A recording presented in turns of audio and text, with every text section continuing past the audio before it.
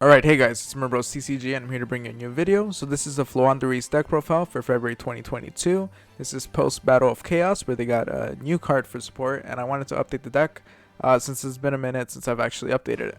But yeah, let's get started. So 3 Rabina, this is kind of the standard. 3 Rabina searches out one of your low 4 lower wing beasts, so you usually use him to get Egglin, and then from there you can normal summon Egglin, and Egglin lets you search a level 7 or higher wing beast monster from your deck to your hand. So this is typically the Rabina's like your 1-card combo, so you want to have 3 of it. Egglin's really good too, since it goes with Rabina. So you definitely want to run 3 copies, and then 2 of the Stray or Stray.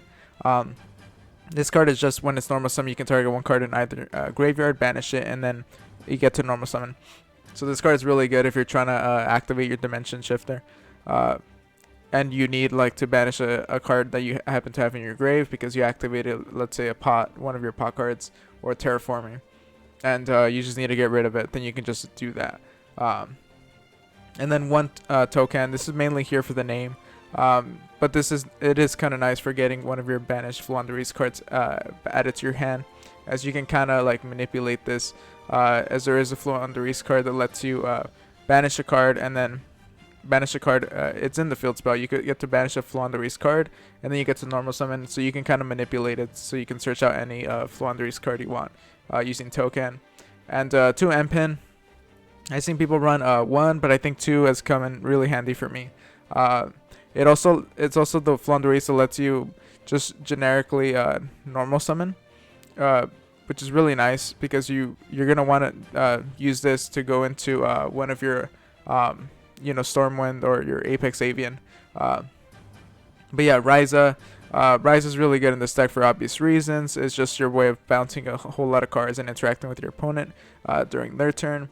And then the Apex Avian, of course, is your Omni Negate, and this is your Floodgate. You can choose to just run one of them. It's been working really well with me for me running both, so I just chose to do that. 3 Dimension Shifter. This card is really nice, and when it works in a deck, it really works in a deck, and it really works in this deck. So this card is just really great because if you have no cards in your grave, you can send this card from your hand to the grave, and then until the end of the next turn, any card sent to the grave is banished instead. This does not impact you at all, since all of your Floowandereeze kind of get banished anyways due to their instead of being sent from the field to the grave, they're banished. So either way, Dimension Shifter doesn't impact them, and all your other cards that do get banished, they don't really matter. This is just going to be a great way to annoy your opponent. A lot of people rely on the graveyard, either interacting with it by special summoning things from the graveyard, or just activating effects in the graveyard. So just using this and just getting rid of them, like getting rid of like a core mechanic from them, is just really great. So yeah, definitely 3 copies of that. 3 Ash Blossom is my other hand trap. Ash Blossom, just generically good. Here I have 1 Harpy Feather Duster. So there's a lot of, now that there's 3 Effect Veiler, now that there's 3 Skill Drains around and Mystic Mine, I think that this is a great card to have at least 1 of. You can run any card that just kind of deals with the back row. And for me, my choice was Harpy Feather Duster. You can choose to run whichever card you want to run. You can run the Cosmic Cyclone if you like. I just like going for the generic, just blank shock and shot, all the spells and traps. Terraforming, search out your field spell. Your field spell is really good, so you just want to make sure you get into it. Pot of Prosperity, it's a great way into diving deep into your deck. For this deck, it doesn't really matter how many cards you have. You just need a specific card. For instance, if you want to get your Rabina just to do your 1-card combo, that's a Pot of Prosperity is great for doing that. And you can search out the Harpy's Feather Duster, since you have more chances to dive into it and get that card. So if you get your Harpy, that's really nice because that is going to be able to deal with the skill drain that would ultimately make it difficult for you to play the game.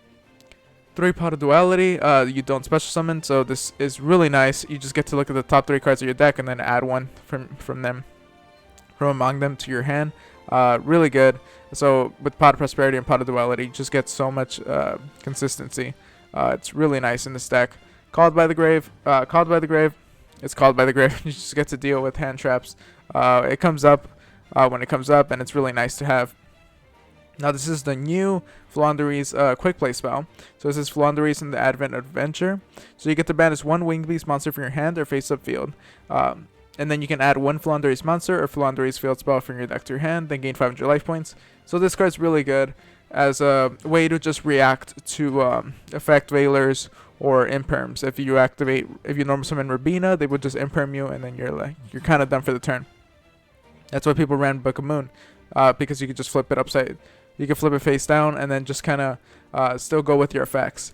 But I decided to just run 3 of these and skip out on the Book of Moon. I found that this worked really well and that this was all I really needed. You can still run these and the Book of Moon, but I would definitely recommend running 3 of these, as it is also your searcher for the field spell, which is really good. You're always gonna have access to your field spell with all these consistency cards. But yeah, it's just a great card, and it just gives you so much value if they try to interact with you. We have Floowandereeze and the Unexplored Winds. This card kind of lets you shuffle your hand a bit, and get some cards that you might need, or get rid of cards that you don't need, and hopefully you get cards that you might need. But mainly, you're just going to use this to tribute your opponent's cards in order to summon your monsters. It's just a great card to have a one of. It's fun, and it's an interesting way to kind of just deal with things. But yeah. Floowandereeze in the magnificent map. During your main phase, you can reveal one level 1 Floowandereeze monster in your hand, and then you banish one Floowandereeze card with a different name from your deck, and then immediately after this, you normal summon. So, like I said, that kind of goes well with token if you do actually want to use this. But you can just use this, and if you normal summon, let's say Rabina or something, you normal summon Rabina. But in order to do that, you have to banish a card. So you could just banish whichever Floowandereeze card you want, and and then you could just normal summon Rabina and then get like token, and then normal summon token and get back whichever banished Floowandereeze card you got. It's just an interesting way to go about it, and it also lets you play during your opponent's turn, because if they normal summon, you can normal summon too. So it lets you. It's just a great way to continue interacting with your opponent, especially because when these cards are banished and you normal summon, you just get them back to your hand. So their effects become alive again during your opponent's turn, because they are once per turn, but it's your opponent's turn, so you're still able to play. So you can just keep on doing your Rabina Eglin play, and then set up a Apex Avian, or you can just go for a Ryza and then just bounce the cards that they played. So really great, just a really great card to have. 3 Imperm is just your other hand trap, and just interact with your opponent. This deck doesn't really need a lot of cards, so it's great to just have a bunch of cards to stop your opponent from playing the game. And 3 Ash, 3 Dimension Shifter, and 3 Imperm is just really nice for that. You can change it up a bit, but this has been working for me. Floowandereeze in the Dreaming Town. This card is just another card that lets you just play during your opponent's turn. It's nice. And then if you tribute summon a level 7 or higher monster while this card is in your grave, you can change all your opponent's monsters to face on defense. So really good card. Now for the extra deck here, you're never gonna use your extra deck. So you can just fill it up with your favorite cards if you want. But really, the main thing that you'll maybe summon are like the Lyrilisk. Go into these just to summon like a Zeus. If that even. And that's even if you do get to do that. Most of the time you won't do that. But yeah, most of the cards are just here, just to be here in the specific instance that they might come up. If you want to run a Dogmatica package, then you can change this extra deck up more. But I found that this worked really well, and you don't need the Dogmatica punishment or Dogmatica package.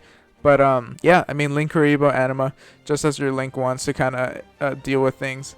But yeah, you're never going to really use this. So just letting you guys know. These are the ones I run. You can look around. But yeah, you can totally change it up. Or just make sure you have 15 so you have targets for Prosperity. Or Extravagance if you choose to run that. So for the side deck here, these are just cards that I just want to have so you guys can consider them. Running them or just at least looking at them. So here we have Floowandereeze and Snow. It's not that great of a Floowandereeze, and nobody really runs it. But I think it's interesting to note that once per opponent's turn, you can banish 1 card from your hand, and then you can change also summon monsters your opponent controls to face on defense. Just a way to interact with your opponent and stop them from playing. And then once per turn, while you control this tribute summon card, you can conduct up to 3 normal summons / sets this turn, which is kind of interesting. Most of the time you're going to be using up Rabina and Eglin's effect though, so the normal summon doesn't really matter from there. But, you know, it could be nice to just get out a barrier statue. But yeah, dogmatic package. Here we have Ecclesia, the 2 punishments, and then endears if you want to go with that. If you do, obviously change up the extra deck a bit. Add Pegasus. Add what would be another one, like Siphon Lord Omega. You can add the Fossil Warrior. Just cards like that. The Ghost Reaper and Winter Cherries is a fun card if you want to consider. It's just really don't use it, but I just thought it was funny. That you can discard this card, reveal 1 card in the extra deck, then look at your opponent's extra deck and banish all cards in their extra deck with the same card. So this could be a fun deck to run if you just fill your extra deck with a bunch of meta based cards. Like Mecha Buzz, or you already have the Shurek, and you can just kind of banish a bunch of the cards that they need. It could just be funny if you want to go for that route. Pot of Extravagance is a cheaper alternative to Prosperity. Prosperity is better in this deck just because you're able to just search out the cards that you need specifically. But yeah, Extravagance is still good if you just want to just draw a bit. It's totally not a bad option. Dark Ruler No More. If you're going second, this could be a good card to just make sure you continue playing. As if they set up a board, it might be a little difficult to break sometimes.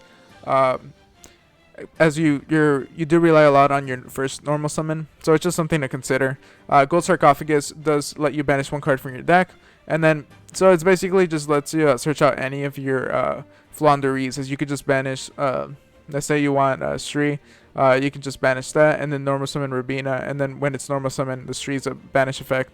While it's banished, it lets you add it back to this card. Add this card back to your hand. So yeah, I decided not to run it because it's not really necessary anymore. But it's still there if you want to consider it. Book of Moon.